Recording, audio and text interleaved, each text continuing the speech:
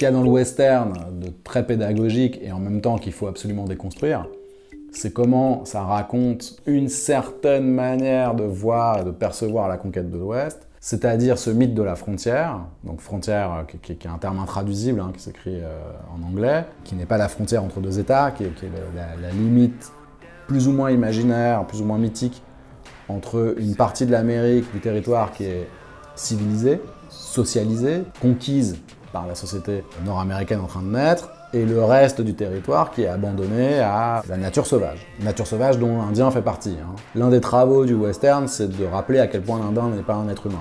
Ce qui permet de le zigouiller, de lui prendre ses territoires, etc. Puis il va y avoir des westerns qui vont contester ça, évidemment. C'est pas tous les westerns, mais en gros, le western classique des années 40-50, il renvoie l'Indien à la wilderness, c'est-à-dire à la nature sauvage restant à conquérir, par une société qui se considère comme le peuple élu. Il y a tout un discours biblique sur la prise de possession d'un territoire qui l'attend. On retrouve ça d'ailleurs pas dans un film, mais dans un roman de Conan Doyle, le premier roman avec Sherlock Holmes, qui s'appelle Études en rouge, dont toute une partie raconte une histoire de vengeance, enfin raconte ce qui mène à une vengeance, et c'est le périple des Mormons à travers l'Amérique, et Conan Doyle a des mots quasi mystiques pour raconter cette progression vers l'ouest des Mormons, vers l'Utah. Et il reprend en réalité ce qui est déjà dans plein de romans américains, parce que les westerns au départ c'est des livres, des petits bouquins qu'on vendait comme ça. C'est aussi important de réfléchir, de raisonner en période, parce que je parlais des super-héros tout à l'heure, et le super-héros positif qui sauve le monde, c'est les années 40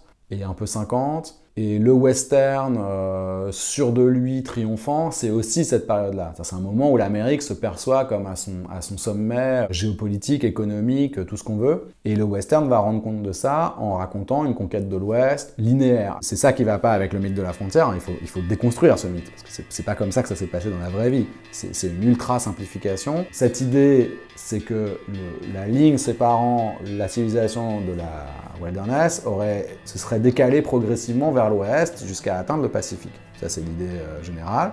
Avec des taches d'huile, avec des avant-postes qui ont traversé cette frontière, qui se sont installés, qui ont fait tache d'huile, ont décalé la frontière, et puis on recommence le processus, et puis à un moment, on est au Pacifique. Si on simplifie à mort, c'est pas complètement faux.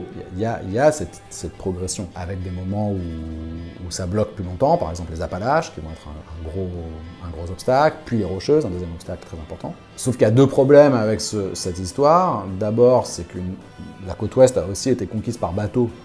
Il y a déjà des gens qui avaient fait le tour depuis longtemps, et qui avaient créé des colonies, notamment agricoles au départ, et puis ensuite il y a eu la ruée vers l'or qui a complètement transformé ça et qui a fait que San Francisco est devenu une ville minière en très peu de temps. D'une part, ce mouvement d'est en ouest, il est inexact, et d'autre part, il n'a pas été linéaire. Il s'est fait par à-coups, il s'est fait par avancées, reculades, difficultés de toutes sortes, et ça s'est pas fini de manière comme ça, à la fin tout était parfait. Il y avait toujours des trous, il y avait toujours des réserves indiennes, il y avait toujours des résistances, il y avait toujours des lieux où la justice avait du mal à pénétrer, enfin la justice institutionnalisée en tout cas. Et là on retrouve les hommes virils, parce que qui peut affronter la wilderness? Eh ben, des types qui n'ont pas froid aux yeux, qui savent jouer de la gâchette, qui savent résister à des situations difficiles. Un beau film là-dessus, c'est La poursuite infernale de John Ford, où il rejoue le règlement de compte de OK Corral avec Wyatt Earp, qui est joué par Henry Fonda, qui est vraiment le personnage intermédiaire, c'est-à-dire ce personnage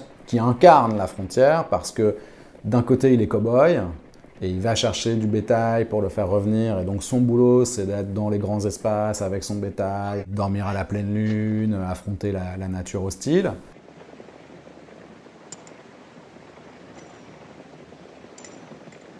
Et en même temps, il est un petit peu amoureux à la fin du film, et il se demande si ce serait pas sympa de se poser dans cette petite ville en train de se construire, et de fonder une petite famille, et de devenir shérif. I might come east again, get some cattle. Maybe stop by here again. Stop by the schoolhouse. Yes, ma'am, I sure will. Well, goodbye, ma'am. Goodbye. Il incarne cette tension entre le progrès de la civilisation et d'une certaine forme de stabilité institutionnelle et culturelle au sens de mode de vie, et le mythe de ces hommes costauds et courageux qui ont rendu possible la progression vers l'Ouest. exactement comme pour les road movies, comme pour le reste, il va y avoir une génération de western à partir de la fin des années 60 et des années 70, beaucoup plus critique, beaucoup plus ironique. Peckinpah, notamment, va faire des westerns qui racontent la conquête de l'Ouest de manière complètement différente, en mobilisant d'autres espaces d'ailleurs, notamment la frontière mexicaine. Quand il y a la frontière mexicaine, souvent, c'est qu'on est dans des questionnements plus ambigus que quand on est en train de regarder vers la Californie. Il y a cette idée que c'est là que se sont jouées des choses pas forcément très nettes. La corruption humaine, les institutions, c'est pas si positif que ça. Il y a des films très critiques sur le massacre des Indiens. Une production beaucoup plus ironique ou critique, ou les deux. C'est qui dit, voilà, attention, c'était pas si simple que ça, la conquête de l'Ouest. Hein. C'était pas ce mouvement uniforme et positif vers l'Ouest.